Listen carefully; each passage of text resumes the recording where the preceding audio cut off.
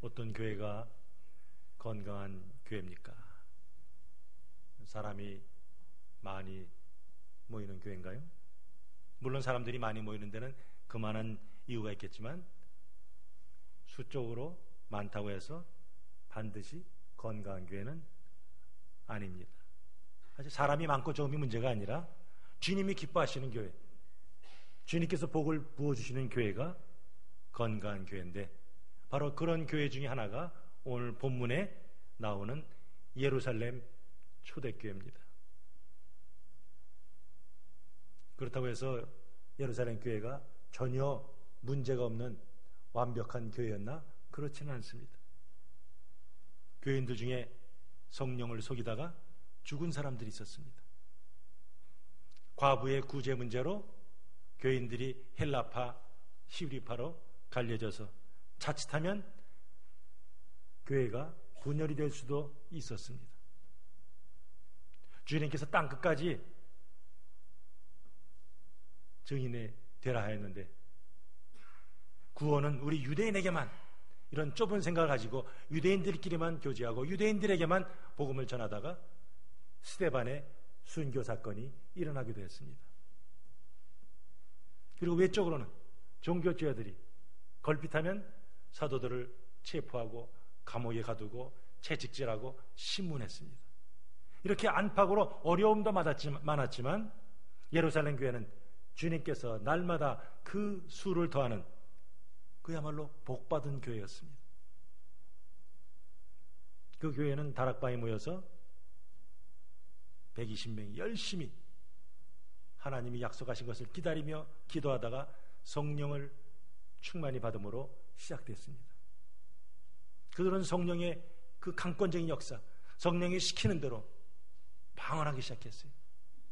그 방 안에서만 있을 수 없이 뛰쳐나갔어요.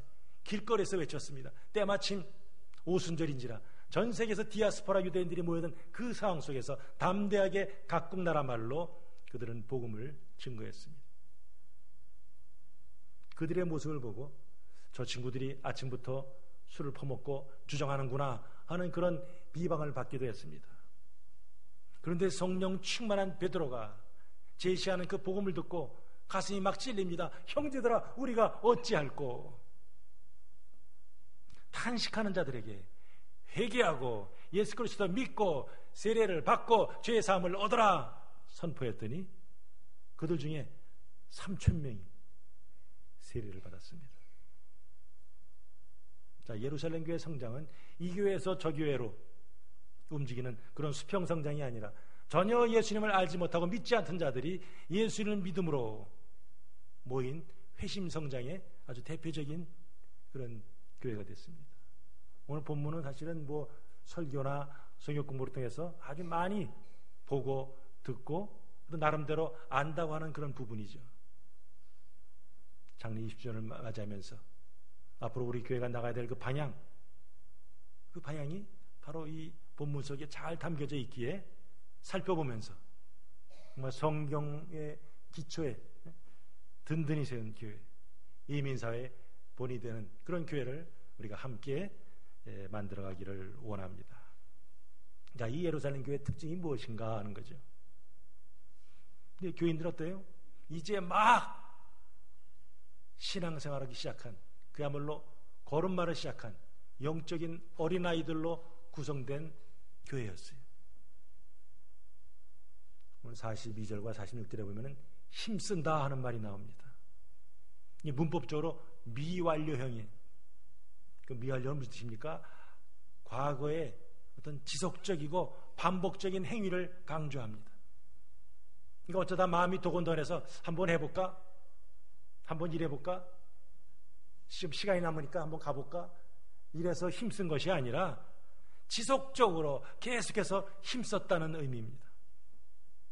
교인들의 삶이 지금 누가가 기록하고 있는 그 예루살렘 초대교회의 삶이 어느 날 특정한 절기에만 나타나는 그런 현상이 아니라 언제 어디서나 보여지는 한결같은 삶이었다는 거예요. 그럼 도대체 뭐에 힘썼을까요?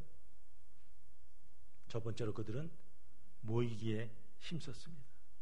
날마다 마음을 같이 해서 모이기를 힘쓴 것, 그것이 바로 예루살렘 교회의 특징입니다.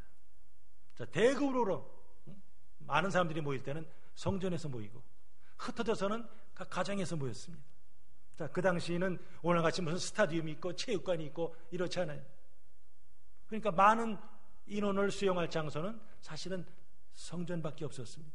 그럼 성전 중에서 어딜까? 대제사장이나 제사장들이 어이구 여기서 예배드리시오. 순순하게 장소를 허락할 일은 없습니다. 그 장소는 이방인의 뜰에 있는 솔로몬 행각이었을 것으로 추정합니다. 그곳은 예수님께서 공생의 말기에 자주 오셔서 가르치며 종교체들과 논쟁을 벌였던 곳입니다.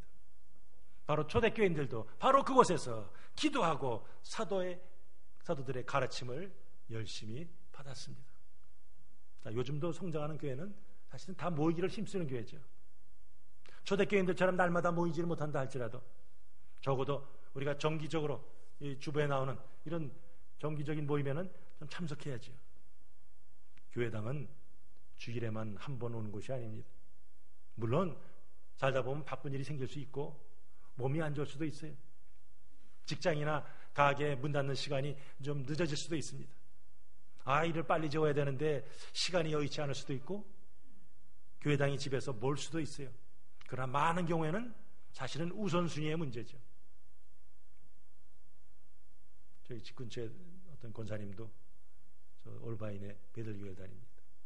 근데 매일같이 못 나가지만 특별 새벽 기도회 때는 그 멀어도 한 4시부터 일어나가지고 거기 가서 섬기고 옵니다. 자, 모이기를 피하는 어떤 사람들의 습관과 같이 하지 말고 오직 권하여 그날이 가까움을 볼수록 더욱 그리하자. 히브리서 기자가 말씀합니다. 말세의 특징이 뭔가? 모이기를 점점 싫어한다는 거예요.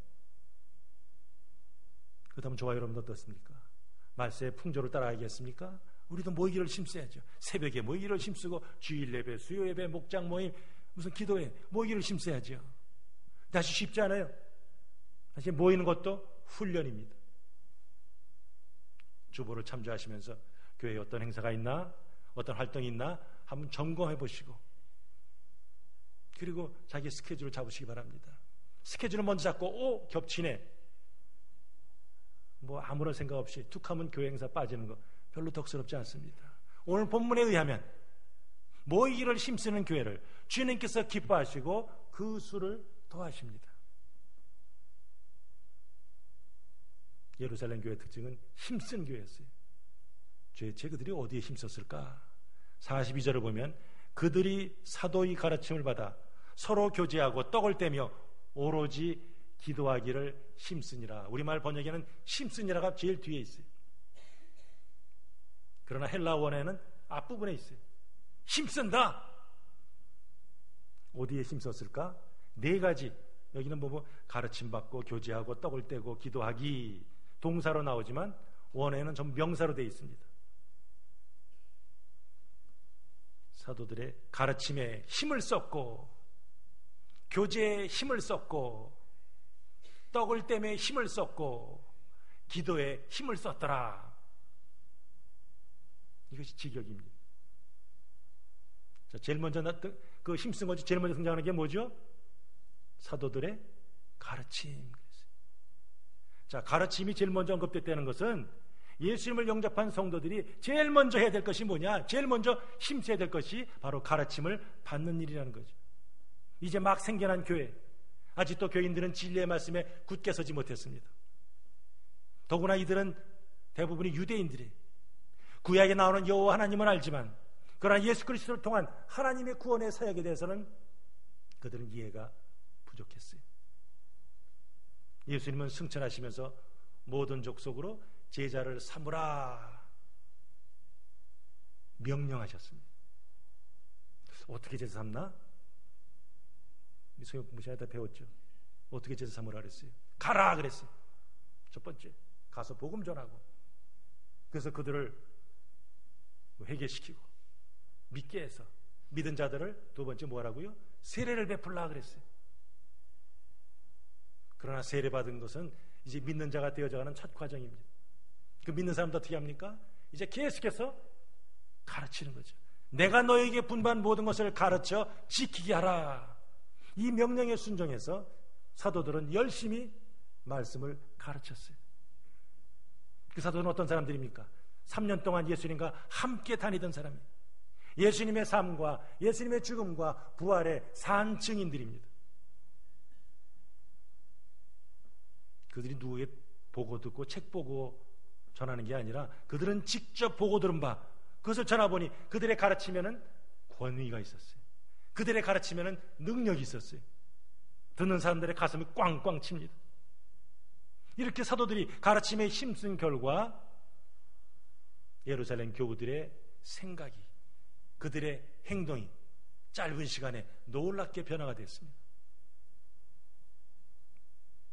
자, 이들이 어디에 힘썼다고요? 사도들의 가르침. 사도들은 복수로 되어 있습니다. 근데 가르침은 단수로 되어 있어요. 그러니까 여러 사도들이 가르치지만 그러나 가르치는 내용은 하나라 하는 거죠. 그럼 그들이 뭘 가르쳤어요? 복음이죠, 복음. 복음이 뭐예요? Story about Jesus. 예수님에 관한 스토리. 뭐 다양하게 어렵게 복잡하게 말할 수 있지만 간단하게 얘기하면 예수님에 관한 스토리입니다. 예수님은 누구신가? 예수 그리스도의 정체성, 예수님 무엇을 하셨는가? 그의 사역, 거기에 대해서 다루고 있는 것이 바로 복음입니다. 바로 사도들은 예수 그리스도의 그 정체성, 그분의 인격과 사역, 그분의 순환, 죽음, 부활, 승천, 재림, 이것을 가지고 열심히 가르쳤습니다. 주님은 이미 하늘에 오르시면서 사도들에게 주님 대신 사역할 그 권세를 위임하셨습니다. 그러니까 그들은 사명감을 가지고 말씀을 전했어요. 이런 합법적인 권위를 가진 지도자들에게 말씀을 배우는 것이 너무나 중요합니다. 자, 사도 바울이 교인들에게 보낸 그 서신들을 보면은 공통적으로 등장하는 교회의 문제들이 하나 있습니다. 그게 뭡니까?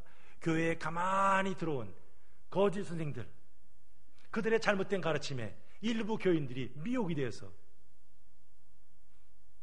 사도 바울이 전한 복음에서 속히 떠나서 다른 복음을 쫓았더라 그랬어요. 그것은 그저 2000년 전의 얘기가 아니에요. 오늘도 상황은 별로 다르지 않습니다. 교우들이 교회에서 바른 가르침을 받아야지 엉뚱한 데 가서 은혜를 받으려고 하면 자칫하면 문제가 될 수 있어요. 아까 말씀드린 것 같이 예수 믿고 주일 예배에 참석했다. 아, 나는 신앙생활 다 했다. 우리 이렇게 말할 수 없어요. 우리도 부지런히 하나님의 말씀을 듣고 하나님의 말씀을 배워야 합니다. 그래서 과연 나는 하나님의 자녀로서 어떻게 살아야 되는가 분명히 깨달아야 합니다. 이번 특별 새벽 기도의 주제가 우리는 누군가? 우리의 정체성. 그분은 누구신가? 우리는 누군가? 그 때문에 우리가 그분에 대해서 어떤 자세를 가지고 어떻게 살아야 될까? 이것이 우리가 마땅히 가져야 될 태도죠. 우리가 누구인지 분명히 알고 주님 원하시는 삶을 살 때 우리의 삶의 능력이 나타나고 우리는 이 주님의 그 사랑을 때마다 시마다 경험할 수 있습니다. 그러나 도무지 배우려 하지 않고 내가 이래봬도 신앙생활이 몇 년 됐는데 그런 이력만 내세우면서 그런 교우들이 많다면 그 교회는 결코 건강한 교회가 될 수 없습니다. 그런 사람들은 교인으로서 직분자로서 책임은 지려하지 않고 권리만 찾으려고 합니다. 목회자는 하나님 말씀을 잘 가르쳐야 돼요. 성도들은 그 하나님 말씀을 잘 배우고 그것을 삶 속에 적용해야죠. 오늘날도 배우기를 힘쓰는 교회를 주님께서는 기뻐하시고 그 수를 더하십니다. 앞으로도 저희 교회에서도 말씀 양육에 더욱더 힘쓰겠어요. 우리가 수요 예배도 말씀 요새 보지만 특별히 좀 교리 서신 중에서 가장 대표적인 우리 로마서를 우리가 7월 말부터 다루려고 합니다. 거기 키워드가 뭐죠? 믿음, 복음, 삶. 복음이 무엇인지, 그 복음을 믿고 붙들고 사는 자들은 어떻게 살아야 되는지 우리가 함께 나누려고 합니다. 9월부터는 말씀 보는 방법과 또 속으로 훈련을 접목하면서 귀납적 성경 공부를 시작합니다. 가능하면 좀 많은 분들이 참여할 수 있도록 오전반과 저녁반을 개설하려고 합니다. 그 외에도 생명의 삶이 있고 목자의 삶 클래스가 있고 101부터 501까지 이 클래스도 유 목사님과 함께 또 제공할 예정입니다. 큐티반도 준비되는 대로 또 재개합니다. 자, 그들이 어디에 힘썼어요? 가르침, 하나님 말씀 배우는데 힘썼어요. 두 번째가 뭡니까? 어디에 힘썼어요? 교제. 사도들의 가르침을 받는 건 못지않게 중요한 것이 교제입니다. 이 교제로 번역된 코이노니아, 우리 신약 성경에 19번 나옵니다. 무슨 뜻이에요? 물론 교제란 뜻이 있죠. 그러나 그 위에 구제, 참여, 나눔, 아주 포괄적인 뜻을 가지고 있습니다. 믿는 사람들의 공동체에서 이제 순서가 있어요. 먼저 그리스도와 교제를 나눠야 되죠. 그리스도의 고난에 동참하고 그리스도의 부활과 승천에 참여하고 그리스도의 그 겸손한 성품을 본받으려고 애를 써야 합니다. 세례와 주의 성찬에 참여하는 것, 이것도 그리스도와 교제를 대표적으로 보여주는 거죠. 서로 교제하고 44절 보니까 다 함께 있어. 46절에 날마다 마음을 같이하여, 이런 걸 보면 뭐예요? 잘 뭉쳤어요. 그러나 인위적으로 다 집합해서 모인 것이 아니라 정말 주님의 사랑에 감격하여서 주님대로 살기를 다짐하면서 하나님의 성령이 끌린 대로 모인 그야말로 성령의 공동체였어요. 그러다 보니 그 연약한 자기들에게 복음의 귀한 보배를 담으신 그 하나님의 은혜에 감격하면서 이 그리스도의 사랑이 자연스럽게 이웃으로 흘러갔습니다. 그러니까 교인들은 식탁에서 교제만 나눈 것이 아니라 형제나 자매들의 그 필요한 물건이 뭔지 그것을 서로 제공하고 나눠줬어요. 더 나가서 자기의 소유를 팔아서 궁핍한 자들에게 구제했다 그랬어요. 대표적인 사람이 누굽니까? 바나바죠. 바나바는 자기의 소유의 밭을 팔아서 사도들의 발 앞에 내놨어요. 잘 섬겼어요. 교우들은 야, 바나바 잘한다. 그러니까 바나바처럼 우리도 칭찬받아야지. 그래가지고 아나니아 삽비라도 밭을 팔았어요. 그러나 다 바치려니까 본전 생각나고 아까웠어요. 그래서 일부분 바치고 다 바쳤습니다. 그렇게 성령을 속이다가 그들은 오히려 죽음을 당했죠. 교인들 간에 이런 영적인 사귐, 이런 보살핌 있으려면 마음 벽을 헐어야죠. 경계심을 헐어야죠. 무관심을 극복해야죠. 초대교인들은 함께 집에서 모여서 기쁨으로 순전한 마음으로 음식을 나눴습니다. 처음 만나 소목소목한 사이라도 음식을 나누면서 교제를 나누면 마음이 열리게 돼 있어요. 바로 목장이 이런 성도의 교제를 나누는 아주 훌륭한 장소를, 그런 기회를 제공합니다. 목장은 우리 교회 사역의 가장 기본단이죠. 목회의 가장 기본단이. 그래서 교우들이 신앙생활하는 것을 돕습니다. 예배도 함께 드리고 또한 말씀을 하면서 함께 진리의 말씀을 배우고 각자의 삶을 또 함께 나누고 성도의 교제도 함께 나누고 서로 가진 문제를 가지고 함께 기도하고 안 믿거나 교회를 정하지 않은 분들을 위해서 기도하고 또 초청하고 전도도 하고 또한 섬기는 할당된 선교사님들을 어떻게 섬길까, 이런 선교에 대한 비전도 같이 나눕니다. 자, 이 자리에 계신 분들 어떻습니까? 다 출신도 틀리죠. 사는 환경도 틀리고 성격도 틀리고 하는 일도 다릅니다. 자, 다른 사람들이 이렇게 모이다 보면 어떻습니까? 자칫하면 서로 부딪힐 수 있어요. 상처를 주고 갈등이 생길 수도 있고 분쟁이 생길 수도 있습니다.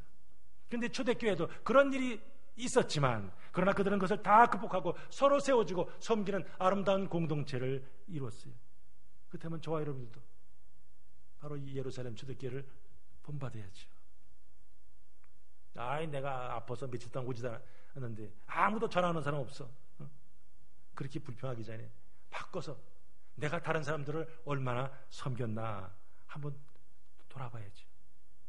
내가 왔는데 누가 와서 내 앞에 와서 인사하기보다 내가 먼저 다가가서 교제 약수를 우리도 청할 줄 알아야죠.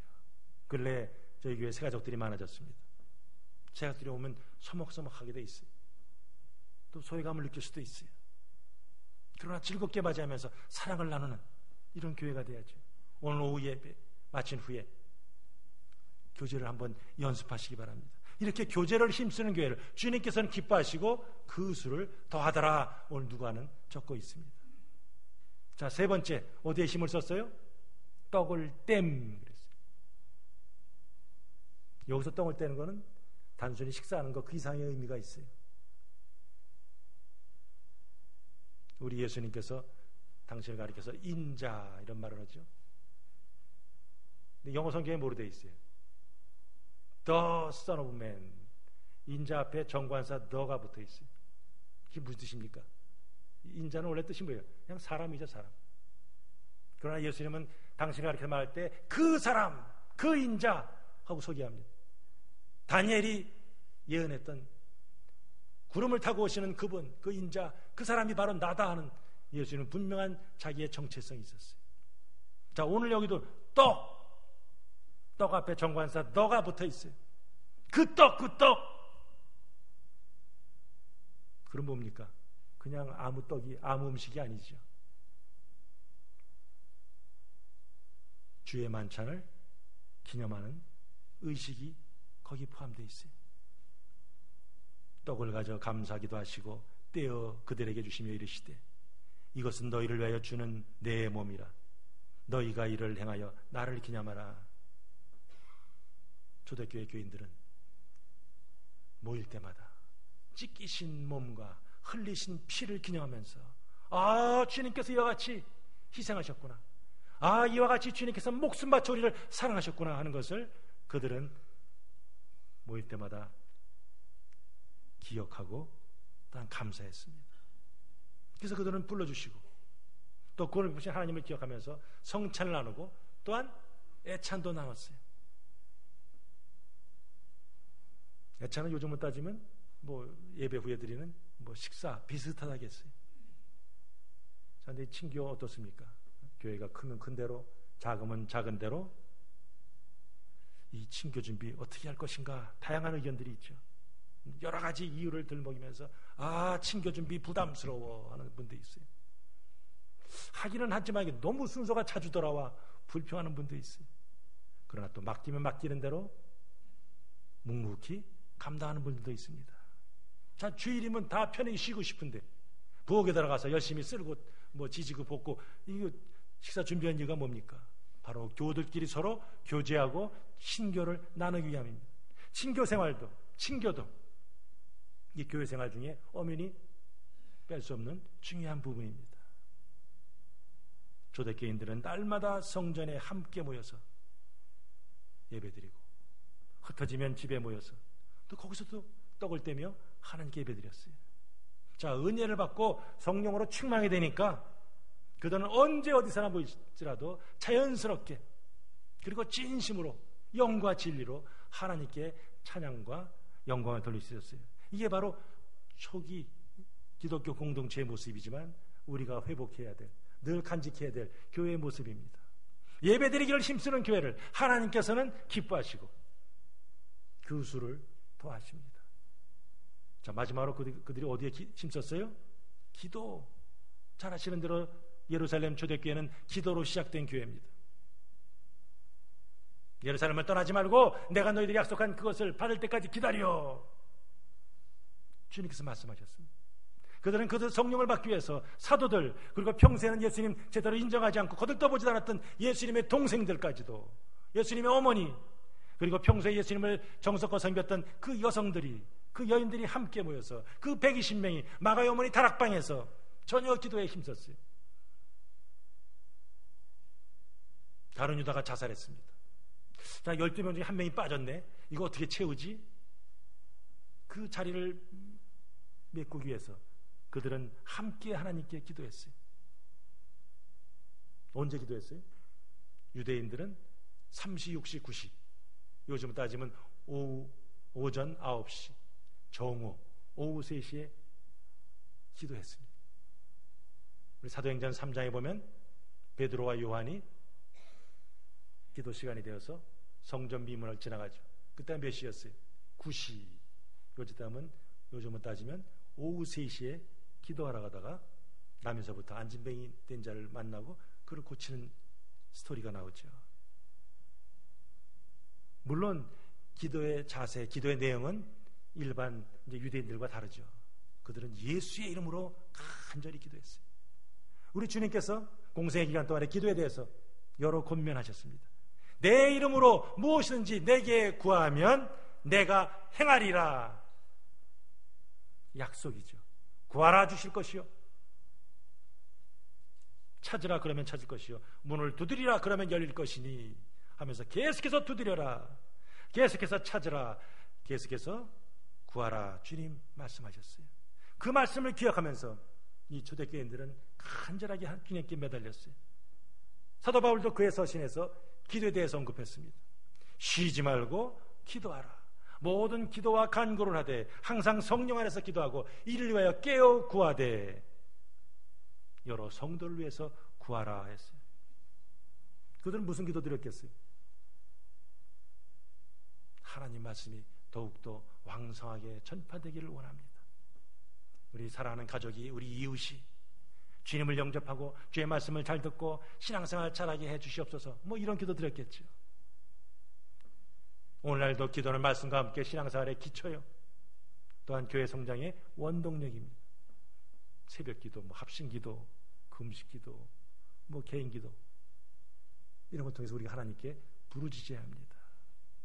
기도를 할 때 교회가 생명이 있고 활기가 넘칩니다. 기도하기에 힘쓰는 교회를 주님께서는 기뻐하시고 그 수를 더하십니다. 자, 그들은 이와 같이 힘썼어요. 그리고 삶 속에서 그 믿음을 표현했습니다. 자, 믿는 사람들이 다 함께 있어 모든 물건을 서로 통용하고 또 재산과 소유를 팔아 각 사람의 필요를 따라 자발적으로 나눠줬더라 그랬어요. 자, 각 사람의 필요를 이게 물건이 들어왔으니까 하나, 둘, 셋, 넷, 20명 20분의 1 이렇게 나눠준 게 아니라 누가 더 많이 필요한가, 누가 더 적게 필요한가 알았어요. 자, 그 필요를 알려면 어떻게 되죠? 이렇게 예배 드리면서 위에서 내려다보면 다 보입니까? 그거는 집에 모인 소그룹 모임을 통해서 알게 되는 거죠. 대화를 통해서 우리가 지금 이런 문제가 있구나, 이런 어려움이 있구나, 이런 아픔이 있구나. 그렇다고 해서 예루살렘 교인들이 경제적으로 넉넉해서 이런 것을 한 것은 아니에요. 사실 1세기에 팔레스타인 지방에 로마의 압제해 있는 상태에서 경제 상황은 너무나 어려웠습니다. 전쟁으로 인해서 고아와 과부가 많았습니다. 마땅히 돈을 벌 만한 그런 일거리도 없었습니다. 그런 상황에서 이제 막 생겨난 이 공동체가 사람들의 필요를 채워주는 아주 귀한 역할을 감당했습니다. 어떻게 가능했어요? 하나님의 성령으로 충만하게 되니까 하나님 사랑과 이웃 사랑에 눈이 떠지게 됐어요. 그래서 가진 재산, 가진 소유, 이것을 가지고 하나님을 위해서, 이웃을 위해서 기꺼이 사용하려고 했습니다. 이 모든 것은 전부 자발적이죠. 은혜를 받기 전에 모든 것이 내 것인 줄 알았는데 은혜를 받고 보니 나의 모든 것이 하나님의 것이라는 것이 그들이 깨달아졌어요. 사실 우리가 예수님 믿습니다. 이거 회개하면서 예수님 믿죠. 그러나 이 주머니가 회개하는 데는 굉장히 시간이 걸려요. 이건 사람마다 다르죠. 자기를 위해서는 아낌없이 풍성풍성 쓰는데 주님을 위해서는 오그라들어요. 인색해져요. 이것이 바로 변화받기 전에 우리의 모습이에요. 근데 성령으로 충만해지면 물질에 대해서 자유함이 생기죠. 11조 이게 쉽습니까? 내가 본 거에 10분의 1 이야 아까운데. 그러나 은혜를 받고 나면 이게 다 전부 하나님 겁니다. 이 하나님께서 10의 9을 저에게 주셨습니다. 같은 것을 보더라도 어느 관점에서 보느냐에 따라 반응이 다르죠. 전에는 무관심했던, 무책임하게 생각했던 그런 불쌍한 형제나 자매들이 은혜를 받고 보니까 보이기 시작합니다. 우리도 초대교회를 본받아서 정말 서로를 필요를 알고 이런 도움을 제공할 그런 교회가 되어야죠. 섬기기를 힘쓰는 교회를 주님께서는 기뻐하시고 그 수를 더하십니다. 이제 7월 20일부터 우리 샌디에고 교역자협의회 주관으로 또 연합부흥회가 있어요. 몇 년 전에도 서울에서 섬기시는 어떤 목사님이 강사로 오셨습니다. 그 목사님이 섬기는 그 교회 근처에 재래시장이 있었습니다. 하루는 사모님이 그 시장에 가서 장을 봅니다. 콩나물을 사고 뭐 여러 가지 야채를 사고. 우리 늘 하던 대로 좀 깎아주세요. 그래서 우게 됐습니다. 그랬더니 그 파는 아주머니가 예 그러죠. 그런데 사모님 저도 사모님 교회 다녀요. 교회가 크다 보니까 그 아주머니가 교인인지를 사모님이 알아보지 못했어요. 어쨌든 그 말씀이 사모님이 꽉 먹고 충격으로 다가왔어요. 너무나 부끄러워서 집에 와서 목사님에게 얘기를 했습니다. 그 다음 주에 그 목사님이 교회에 광고를 했습니다. 여러분 시장에 가서 절대 물건 깎지 마세요. 그 소문이 시장에 쫙 퍼졌어요. 그 상인들은 대부분 교회 다니지 않는 사람들이었어요. 그러나 그 소문을 듣고 하나 둘씩 교회에 오기 시작했어요. 그래서 지금은 그 시장의 상인들 대부분이 그 교회 교인이 됐다 그래요. 입장을 바꿔서 서양 사람들이 팔로마 교도를 어떻게 봅니까? 어떻게 신앙사로나 우리가 예배드리는데 저 뒷문으로 뒤로 와가지고 우리가 예배드린 장면을 봅니까? 뭐 그럴 리는 없죠. 그들이 우리를 어디서 평가합니까? 바로 그들과 만나는 삶의 현장입니다. 믿지 않은 자들에게 믿는 사람답게 행동하면서 그들로부터 사실 칭찬을 받아야죠. 인정을 받아야죠. 그래서 교회는 궁극적으로 영혼 구원에 초점을 맞춰야 합니다. 성령 충만한 이 사도들은 열심히 핍박을 받아도 감옥에 들어가도 그들은 복음을 전했습니다. 교도들도 흩어지면 이 놀라운 주님의 사랑을 이웃에게 보여주었어요. 사도행전 5장 42절 보면 저희가 날마다 성전에 있든지 집에 있든지 예수는 그리스도라 가르치기와 전도하기를 쉬지 아니하더라. 그들의 모임은 항상 안 믿는 자들에게 개방이 되어 있었습니다. 그렇게 한 목적은 땅끝까지 이르러 부활의 증인이 되라는, 부활하신 주님의 증인이 되라는 그 복음을 전하기 위함이었어요. 이 자리에 계신 분들은 복음이 뭐요? 하면 한 30분은 얘기할 수 있어야 돼요. 그건 예수님에 관한 스토리고요. 예수님은 우리의 주님이시고 뭐 하나님의 아들이시고 메시아입니다. 그분은 우리 죄를 위해서 죽으시고 다시 왔습니다. 믿음이 뭔지 아세요? 바로 그 복음을 받아들이는 게 그게 믿음이에요. 믿음으로 우리가 구원받습니다. 적어도 기본적인 거는 우리가 얘기할 수 있어야겠어요. 자, 짧은 동안에 이 예루살렘 교회 교인들이 변화를 체험했습니다. 그걸 누가 보는 거예요? 교회 바깥인 사람들이 보는 거예요. 저 친구 전에 그러지 않았는데 어떻게 저렇게 달라졌지? 그들의 변화된 삶을 봤습니다. 또는 하나님의 성령의 능력이 사도들과 함께 하니까 그들이 가는 곳마다 기사와 표적이 나타났다 그랬어요. 표적이 뜻이 뭡니까? 그것과 기적의 차이가 뭐예요? 기적, 어떻게 이런 일이 벌어지지? 신기한 일이 기적이죠. 표적은 뭡니까? 그것을 한 개 더 나가는 거죠. 그런 미라클, 기적을 통해서 이거 누가 했지? 예수님 믿으면 이런 일이 일어나. 예수님을 가리키게 하는 그런 역사, 그게 바로 표적이죠. 우리 예수님이 행하신 모든 일들이 다 표적이죠. 그러니까 교인들의 변화된 모습을 보면서 사도를 통해서 나타난 그 역사를 보면서 예루살렘에 사는 다른 사람들이 이야 뭔가 우리와 다른데 절 가운데 이들이 역사하는구나, 하나님이 역사하는구나, 두려움을 가졌다 그랬어요. 요즘 안 믿는 사람들이 교회에 대해서 두려움을 가집니까? 도리어 손가락질합니다. 도리어 비난합니다. 도리어 판단합니다. 이 뭔가 달라진, 좀 바뀌어져야죠. 초대교회 성도들은, 교회는 안에서는 말씀과 사랑이 흘러넘쳤어요. 외부에서는 사랑을 베풀면서 복음을 전하면서 칭찬이 아주 자자했습니다. 영적인 삶, 나만 예수 믿고 천당 가야지, 그걸로 끝나지 않습니다. 영적인 삶은 이런 사회적인 책임을 수반하게 돼 있어요. 그렇기에 초대교인들은 나는 누구냐? 나는 그리스도의 증인! 이런 분명한 정체성을 가지고 주임을 전하는 것을 기쁨으로 여겼습니다. 바로 초대교회는 세상의 소금과 빛의 역할을 제대로 감당했습니다. 그렇다면 저와 여러분들도 초대교인들을 본받아서 정말 거룩한 여인력을 끼치는 그런 교회를 우리가 만들어갈 때 주님께서는 기뻐하시고 그 수를 날마다 더하게 하실 겁니다. 교회는 사도들에게 가르침을 받았습니다. 그리고 교회는 기도에 힘썼어요. 그리고 교제를 나눴습니다. 그들은 모일 때마다 하나님께 예배드리고 모일 때마다 말씀을 나눴습니다. 그들의 삶가는 예배, 기도, 말씀생활, 친교, 봉사, 어느 한 곳에 치우침이 없이 아주 균형 있는 그런 신앙생활을 했습니다.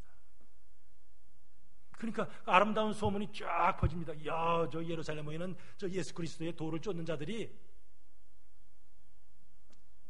뭐 대단하대더라, 뭐 사랑을 나눈대더라. 그 소문이 쫙 퍼지니까 나도 가고 싶은데 하면서 교회에 합류하는 사람들 점점 많아지게 됐어요. 근데 오늘 누가는 그것을 어떻게 평가하고 있습니까? 맨 끝에 보니까 주께서 구원받는 사람을 날마다 더하게 하시더라. 누가 하셨다고요? 주께서. 우리 지난주에 던졌던 질문 다시 한번 던집니다. 여리고 누가 무너뜨렸어요? 네? 하나님께서 이스라엘 사람을 통하여 무너뜨리셨습니다. 물론 시기적으로는 우악 하고 소리 지른 게 있지만, 그러나 소리 때문에, 그 음파 때문에 꽝 진동으로 무너진 것이 아니에요. 그냥 하나님께서 성을 터뜨렸어요. 자, 어떻게 교회가 부흥이 됐지? 교인들이 열심히 내서, 교인들이 기도했기 때문에, 교인들이 예배드렸기 때문에. 물론 그건 현상이 있죠. 그러나 그 뒤에서 역사하신 분, 주체 누가 하셨는가? 주님께서 하셨음. 누가는 밝히 분명히 보여주고 있습니다. 초대교회 성장의 비결은 이건 하나님이 하신 것이라, 하나님이 그들을 기뻐하시고 하나님 그들을 통해서 역사하셨다. 그러므로 교회가 아름답게 자랐다는 거죠. 제가 훌로신학교에 있을 때 지도교수가 저보고 한국교회 왜 현재 성장이 이렇게 정체되는지, 그 원인을 분석하고 어떻게 하면 교회의 성장을 도울 수 있는지, 회복될 수 있는지, 그거에 대해서 논문을 쓰라 그랬어요. 저는 한국에 82년에 떠나서 한국교회 잘 모르는데요, 그래도 한번 연구해보라 그랬어요. 자, 이 자리에는 한국에서 모신 지 얼마 안 된 분들도 있어요. 한국교회 현재 어떻습니까? 성장이 정체, 더 나가서 지금 감소 추세에 있습니다. 인터넷을 보면 정말 세상에 이 비난과 공격으로 가득 차 있습니다. 물론 사탄의 공격이 좀 과장된 부분도 있고 의도적인 부분도 있습니다. 그러나 그럼에도 불구하고 목회자를 포함한 성도들이 하나님 말씀대로 제대로 살지 못한 것에 대해서 철저한 회개가 필요합니다. 교회가 다시 세상으로부터 신뢰를 회복하고 칭송을 받고 그로 인해서 복음이 전파되도록 교회가 본질에 충실해야죠. 사명을 회복해야죠. 그러려면 비결이 어디 있습니까? 우리 성경에서 비결을 찾아요. 성령으로 충만해야죠. 설교자는 철저하게 예수님 중심의 메시지를 전해야죠. 성도들은 예수님 중심으로 살아야죠. 동성결혼이 합법화됐습니다. 그게 끝이 아니에요. 그것을 뒤에서 추진하는 그 무리들은 오케이, 이제 1단계 성공, 이제 2단계 3단계 더 교회를 강하게 몰아세우려고 애를 씁니다. 교회, 논프라핏 오거나이제이션, 앞으로 그 텍스 물리게 해야지. 지금 그들은 계획이 쫙쫙 돼 있어요.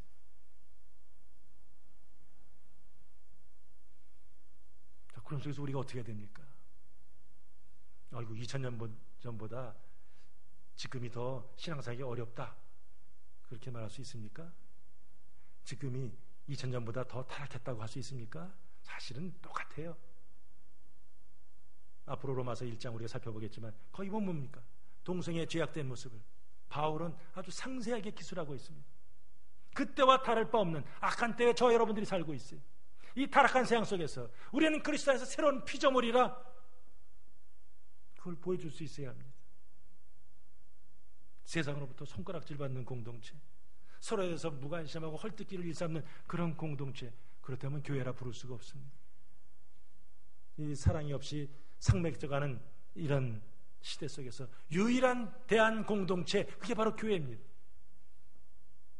오늘 본문에 나타난 예루살렘 초대교회의 모습은 바로 성령으로 충만한 성도들이 어떻게 변화를 받아서 어떻게 능력 있는 삶을 사는가 하는 것을 보여주고 있어요.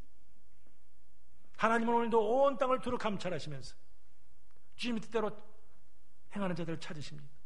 오늘도 그들과 더불어 일하기를 원하십니다. 오늘도 그 주의 마음에 합한 자들에게 귀한 상급을 주기를 원하십니다.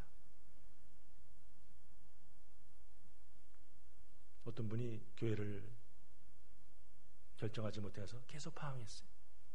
친구가 옆에서 답답해가지고 도대체 왜 이렇게 오래 걸리냐 했더니, 나는 지금 완벽한 교회를 찾고 있다고. 그랬더니 그 말을 들은 친구가 한마디 해줬습니다. 그런 교회는 앞으로도 없을 것이라고. 당신이 그 교회를 가는 순간 그 교회는 더 이상 완벽한 교회가 되지 못할 것이기 때문에 그랬어요. 좋은 교회를 찾아가야지 그런 허상에 사로잡혀 있습니까?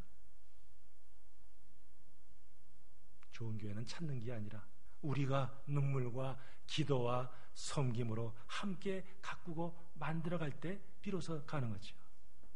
예루살렘 교회가 어떻게 이렇게 부흥할 수 있었습니까? 목사, 장로, 집사, 위원회, 부서, 이런 든든한 조직이 있었기 때문에, 1단계, 2단계, 3단계 훌륭한 프로그램이 있었기 때문에. 그렇습니까? 하나님의 인도하심, 성령의 기름 부으심, 성도들의 헌신, 이것이 하나로 어우러져서 그들은 온 백성의 칭송을 받으면서 아름답게 성장했습니다. 그렇다면 이 시대를 향한 하나님의 뜻이 무엇입니까? 여전히 안 믿는 자들을 구원하시는 것이고, 믿는 자들이 하나님 말씀으로 변화되어서 그리스도의 몸을 이루는 것이죠. 참된 믿음의 공동체를 통해서 하나님 오늘도 영광을 받으십니다.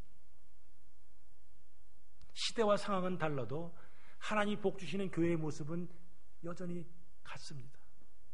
역대하 18장 13절 보니까 다윗은 하나님 마음에 합한 자가 되었어요. 그러니까 그가 어디로 가든지 하나님이 그와 함께 하시고 이기게 하셨어요. 상대가 누구든지, 군대가 세든지 아니든지 전쟁의 승패는 여호와 하나님께 달렸어요. 그렇게 다윗이 어디로 가든지 무엇을 하든지 임마누엘 주님께서 동행하시고 그로 하여금 이기게 하셨어요. 하나님 앞에 충성하고 그분의 말씀에 순종할 때, 하나님을 기쁘시게 할 때 하나님은 우리 교회를 기뻐하시고 우리에게 영적인, 질적인, 양적인 성장을 허락하실 겁니다. 교회적으로 창립 20주년을 맞습니다. 저도 40살에 개척을 했는데 벌써 60세가 되고 이제 10년이면 이제 은퇴합니다. 자, 이거 앞으로 어떻게 할 것인가? 바로 이때 우리 신년의 표가 저기 왼쪽에 있지 않습니까? 믿음의 역사와 사랑의 수고와 소망의 인내, 또 데살로니가 교회같이 저런 모습을 보여주면서 아름다운 믿음의 소문을 퍼뜨려야죠. 그와 함께 이 예루살렘 초대교인들이 했던 그런 다이나믹한 그런 성령의 역사를 체험하시면서 기쁨과 능력이 삶의 현장에서 정말 흘러넘쳐서 아름다운 열매를 풍성히 거두시기를 주의 이름으로 축복합니다. 아멘. 우리 찬송가